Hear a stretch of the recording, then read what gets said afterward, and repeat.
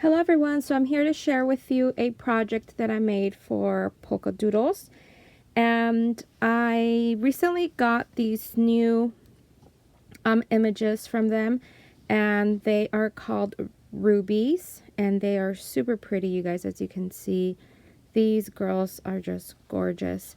So I have two sets. So this first one right here is rubies, is the original rubies. You get 7 of them, but I printed an 8th one because I wanted to fill up the whole page. This is the rubies collection number 2, and this is all of them. There should be 10 of them. Look how beautiful they are, you guys. Again, I'm going to say it again. The reason, not only are they beautiful, but their coloring is amazing.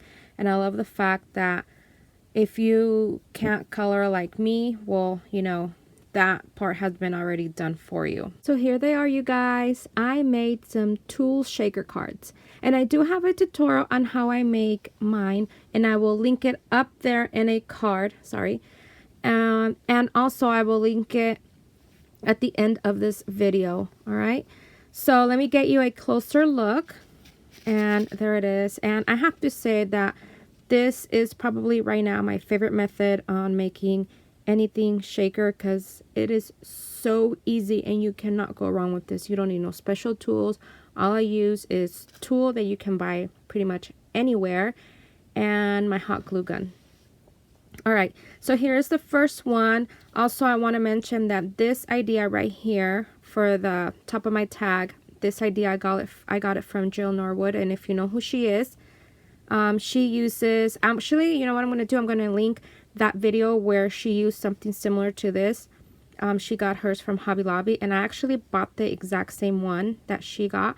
It's a red one, and it's velvet, and it's so beautiful, and it is so soft. But this color, I got it from Daiso. Here is what the Daiso one looks like, and it is so soft, you guys. My original plan when I saw this was to use it to make pom-poms, but I thought that they went well with this color scheme. Also, if I haven't mentioned it, the paper is by Knitwit. I will also link that down below.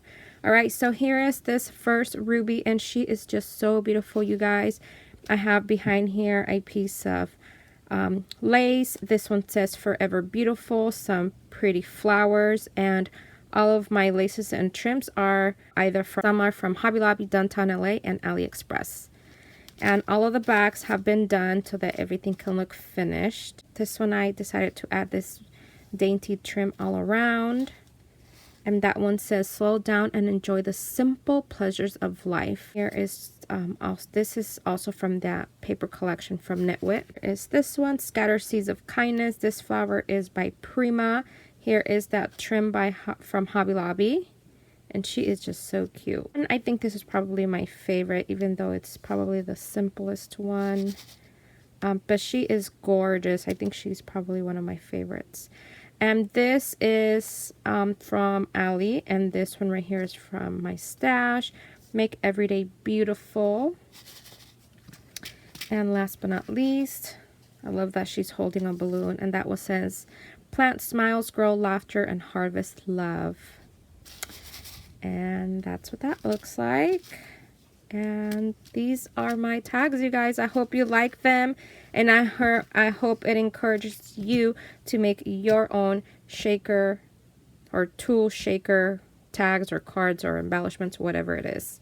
And if you do, let me know. I would love to see what you make. And I also want to say thank you to those ladies that have been telling me that they've been making these, and I hope that you have found it easy to make, because I honestly think it is. Also, you don't need no special machine to cut these out, you guys. I fussy cut most of these. I fussy cut all of these, and let me show you what they look like. So here they are, you guys. This is the girls that I have fussy cut with my scissors by hand. I did not use my brother's scanning cut, and the only reason why I did this is because, one, to show you that you don't need a brother's scanning cut to cut them out, and another reason is because I usually, when I do my crafting, I do it late at night, and my cutting machine is in our bedroom, and obviously I'm not going to wake up my husband, you know, using the machine, and it just doesn't fit here in my craft room anyways. So I did these at night, and yeah, they look pretty good, don't you think? And so you don't need, like I said, no special machine. All you need is just some good pair of scissors, I guess. These scissors that I use for fussy cutting are these right here. I know you can find these pretty much anywhere. These are called, oh, these are by EK Success. You can see right there. And I really like these scissors for fussy cutting. You don't have to fussy cut them out if you don't want to. This is just an example. I could it probably look better if I use like an oval die, but see, if I moved her over on this side, so you can cut that out using a die, and that will look pretty good too without you having to fussy cut the image out. All right, thank you so much for watching. Have a good day, everyone. Bye.